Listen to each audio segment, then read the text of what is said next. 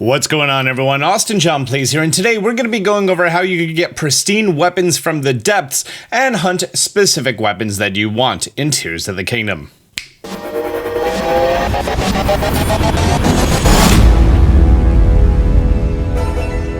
First of all, what are pristine weapons? Pristine weapons are going to be clean weapons that are not affected by gloom. For example, these decayed royal claymores that you've been seeing everywhere in the game, a non-decayed version or a pristine version has an attack of 34 compared to 14. The entire time that you've been playing this game and the time that you've been complaining about getting bad weapons that break all the time, it's because you're using decayed weapons, not pristine weapons. In this video, I'm going to be going over how you can find specific pristine weapons that you want to get. And for this, you're going to be spending a lot of time in the depths, and I mean a significant portion of time, because all of these pristine weapons are going to be handed to you by these soldiers. Nice. I was actually hunting for this one. There are three different types of soldiers: one-handed, two-handed, and spear-wielding soldiers that are going to be presenting you these pristine weapons within the depths. And every single one of them has a very specific pool that they are able to pull from. This pool may be affected by its location, your game progress, and your specific weapon achievements. At time of recording, there was a lot of research done by a buddy of mine, a fellow YouTuber, Philly Beats You. His video is going to be linked down below. That's going to be explaining his theory behind you actually have to obtain the decayed version of a weapon, and then you have to destroy it. It needs to be completely broken for it to enter the pool within the depths. So this 8-fold blade that I just got, I got this because I've already destroyed an 8-fold blade in the overworld, and my hidden EXP system is high enough that way it's actually going to be spawning in for me. I've made a whole video explaining how the secret EXP system worked in Breath of the Wild, and we believe it's pretty similar, although there are some new stipulations based in this game that once there's more information, I'm going to make a more detailed video about that. Now, there's a very good chance that when I talked about pristine weapons in the depths, the one thing you're probably saying is, well, every time I'm down there, it's just Traveler Spears and Traveler one-handed swords, and there's a very specific reason for that. Your very first time that you were in the presence of one of these Shadow Soldiers, they spawned in a specific weapon, and that specific weapon was then locked to that one soldier. Now, every time that there's going to be a blood moon, that item is going to respawn. However, it's important that you actually get rid of the inventory that that soldier is holding. Over here, I have a pedestal, and on top of there, we have a soldier, and it looks like he's holding Traveler's one-handed sword. Now, this guy has a soldier's broadsword. And that means that every time that he's going to be spawning in, he's going to be having a soldier's broadsword or a traveler's broadsword. Or I think also a knight's broadsword. I think those three are sort of grouped together, those three groups of weapons. And if you don't want a soldier's broadsword, all you have to do is go ahead, take the weapon, and then just throw it on the floor. I would then recommend coming here and marking where that weapon was. And I like using a system of swords for one-handed weapons, leaves for spears because they fly through the air, and two-handed weapons I mark with a person icon. There's not a lot under the central Hyrule field area. And anytime that I find all three of them at once, I put down a heart icon. Now, you can actually very, very easily identify where these soldiers are at any time. All you have to do is look at your map and look for a circle within a circle, like right here.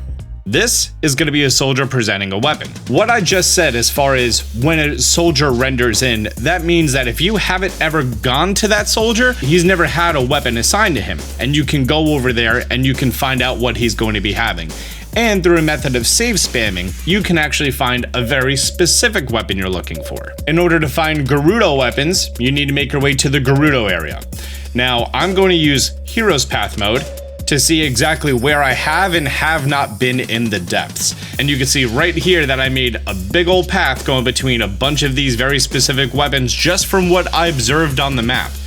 But right here, I haven't been here. I've been here on the surface, but not in the depths. So right here is a double circle that I know that I've never gone to before. Because of that, I'm gonna mark it down with a pot, because it's pot luck. I don't know what I'm gonna get there. Now, don't be fooled by these larger circles. These ones are going to be the large mushrooms that you could ascend through to get height. No, we're only looking for those small circle in circles. I found one right here. Have I been here before? I haven't. I mean, I was a little close, but it may have not spawned in, so I'm gonna go try that one. Once I load in, I just look at the direction that I know it's gonna be, which is to the north, and it should be right ahead somewhere. If we go ahead and actually transform this into one of the pins, that way anytime I'm in first person, I'm gonna see a big old pillar where it's going to be. And great, I can see the platform. It's directly ahead, right over this hill. So all I have to do is put down a save. I like to go a little bit of a distance, and then once I know that it's still not loaded in, I like to save it again. I also give myself a little bit of leeway room, and as I get closer, if I investigate the soldier, I'm gonna see that he has two-handed weapons, long swords, claymores, things like that. And I think this is a traveler's? Yeah, a traveler's claymore. Well, I don't want a traveler's claymore, so all I have to do is just reload from my save. As we go ahead and we get closer and we load back in, it's now a Gerudo claymore, which is exactly what I wanted. And now that this soldier is no longer holding a weapon, at the next blood moon, it's going to be spawning in with a two-handed weapon, and I'm going to mark it down with a little person icon. Now do keep in mind, once again, at time of recording, it is believed that you have had to obtain a Gerudo claymore in the overworld and destroyed it in order for it to spawn in the depths in its pristine version. I'm going to go over here and investigate this one, because while a Gerudo claymore is cool and all, I kind of want a Gerudo scimitar.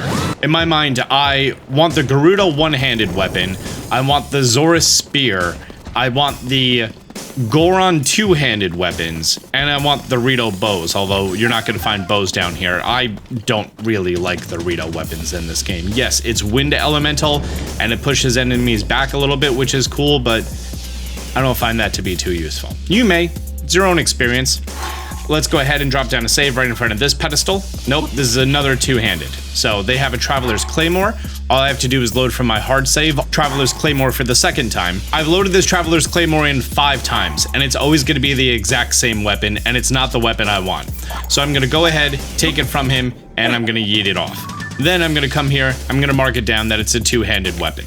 I specifically want a one-handed weapon, and I did see one that was over here somewhere. This stand right here that I could see that I haven't been to, I was here on the surface, but not in the underground. I'm going to mark this down as a pot for potluck. Actually, it's where I'm going to now, so I'm going to mark it as a pin. Now, this is actually a good distance away, so I'm going to choose to, instead of fast travel there, I'm going to build myself a Zonai device, and I'm going to set my Hyrule Compendium Sensor Plus to the Gerudo Scimitar Pristine version. If you've already seen one before, then great, or you just buy it from the Compendium robot inside of the Hateno H Tech Lab. And the reason we send it to Sensor Plus is because while I'm on my way there may be soldiers that I didn't even see on the map, like this one that's going to be underneath this giant arch over here. This guy, I wouldn't be able to see from the map. So because of that, that's a place there could be one. And I accidentally just fell, but my Sensor Plus started going off that there's a Gerudo Scimitar nearby. Right here. This perfectly exemplified exactly what I was talking about. Here's the Gerudo Scimitar that we want. Now hang on, before you go ahead and grab it, put down a hard save. Because while the weapon has been generated, and we've just locked in with the hard save that he has this weapon, we have not yet generated what the modifier is going to be. So if we go ahead and pick it up, we can see that we got attack up 9, which isn't bad. But if you want to, you can literally stay here and look for durability up, which I would recommend for Gerudo weapons, or you could get attack up 10, or whatever specific modifier that you want, you can get it by just saving, doing a hard save on top of this platform, and then reloading. For whatever reason, an autosave right here will not produce the same results. I got long throw. That's probably the one thing that I definitely don't want. Now, after you go ahead and get the specific modifier that you want, like durability up on a Gerudo Scimitar Pristine, make sure you go ahead and mark down what weapon it was at that location. I still even make my way over here, but honestly, you don't really need that many pins. Like, if I want all 3 of the Gerudo weapons, I could just save and run over to the same one over and over. So from this one light route right here, for record, here I am on the map, above the Dragon's Exile, I could find a 2-handed weapon, a 1-handed weapon, and a spear very close to one another.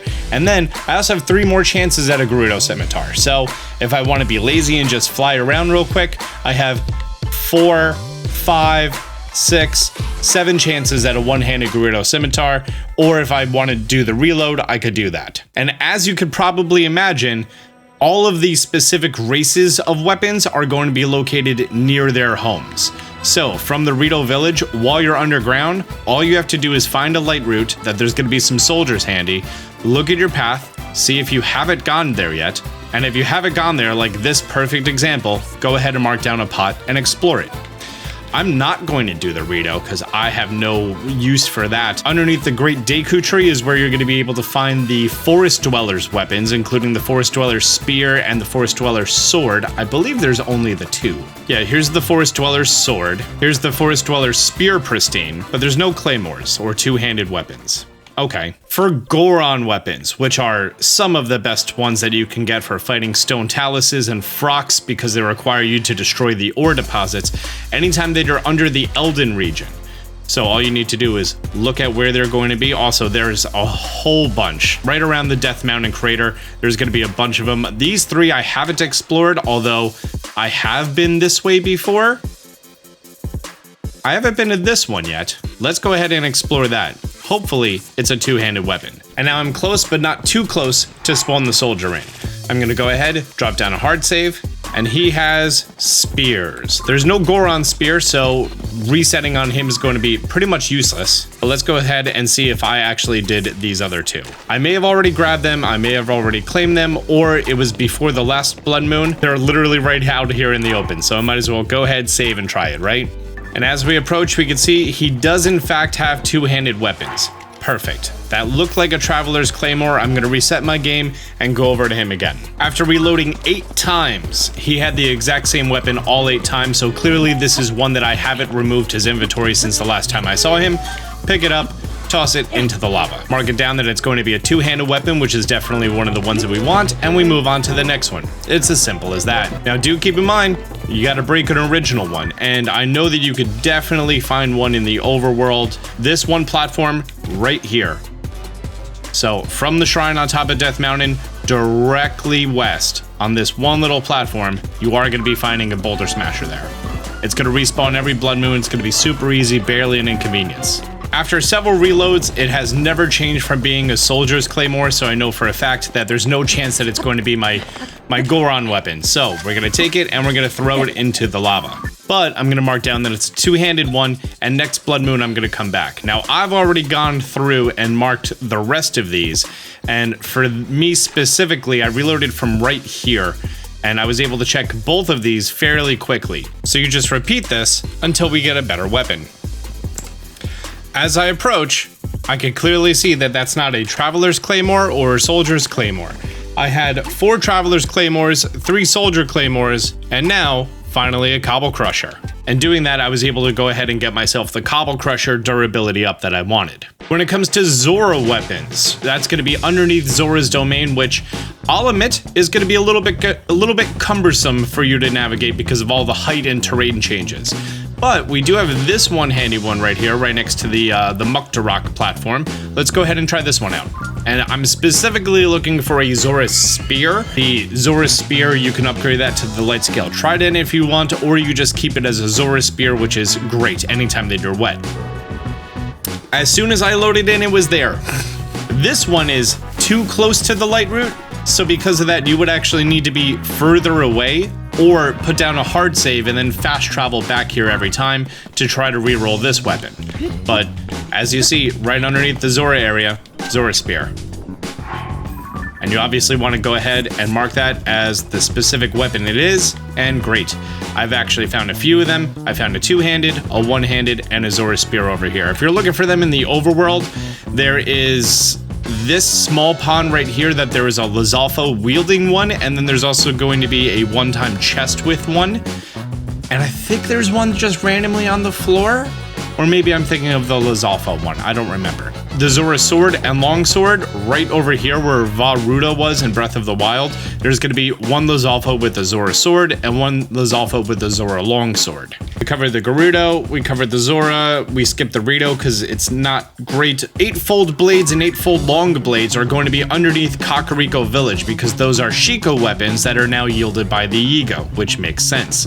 So next to the abandoned Kakariko mine is where you're going to be able to find a bunch of them, and this area extends down here to the Dueling Peaks area. So all of the Shadow Soldiers here have a chance to have the 8-fold blade and the 8-fold long blade. At the very beginning of the video, I got mine from... I forgot which one it was because I was recording and I didn't mark it down. And anytime that you need 8-fold blades or 8-fold long blades, you just go to any of the Sheikah encampments. There's going to be a soldier and a foot soldier there, so you can go to the one on the Great Plateau, or you could go to the Yiga headquarters or get ambushed by them. The Yiga clan Merida branch, which is right next to the plains over here by the Great Hyrule Forest, or always the Akala Asia Tech Lab up here at the top right of the map. Those guys have these weapons, very easy to get your hands on. I personally not a big fan of those. Royal Guard's weapons. Royal Guard weapons have the ability that they do double damage in the last 3 hits, and then of course on its very last hit, when it's going to break, it's going to be doing double damage. I found my Royal Guard's Claymore right here, next to this light root underneath the Rudamala Hill. That's where I found mine. So I'm going to go ahead through this area and mark down the ones that I see, because it's a nice flat area. Oh, and I have not been anywhere over here. Perfect. I'm actually going to be going from this light route and turning my sensor plus on. That way I may come across the exact one that I want. And of course, if you want decayed versions of the Royal Guard's weapons, all you need to do is make your way to the above area of Hyrule Castle, in the soldiers area, right next to the library, inside of Princess Zelda's room, her study. There's going to be a whole bunch of Royal Guard's weapons. So let's go ahead and try out this route and see what we find. Okay, I found one pedestal. I would like to get on top of this platform without spawning him in. That'd be really nice. On top of this ledge over here. Nice smooth landing. Beautiful. Oh, and we spawned him in. Shucks. And he has a two-handed weapon. That might have been one, but I already showed you guys where you could find a two-handed one. I'm specifically hunting for a one-handed one. Oh, I got a notification from my sensor plus before I even made my way over to a soldier. It's this one that I didn't even spot on the map. Here we go.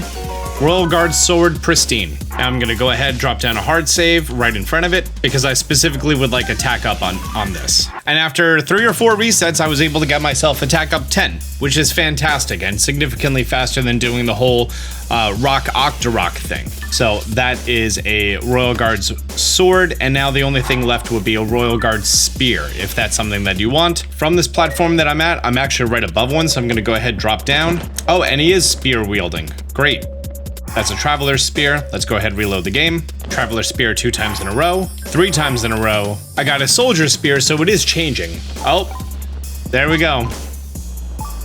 The Sensor Plus is letting me know that this reset is going to be the exact weapon that I want. There's our Royal Guard Spear. Let's go ahead and save the game before we pick it up. I got Long Throw on it. I definitely don't want Long Throw. All we have to do is reload the game.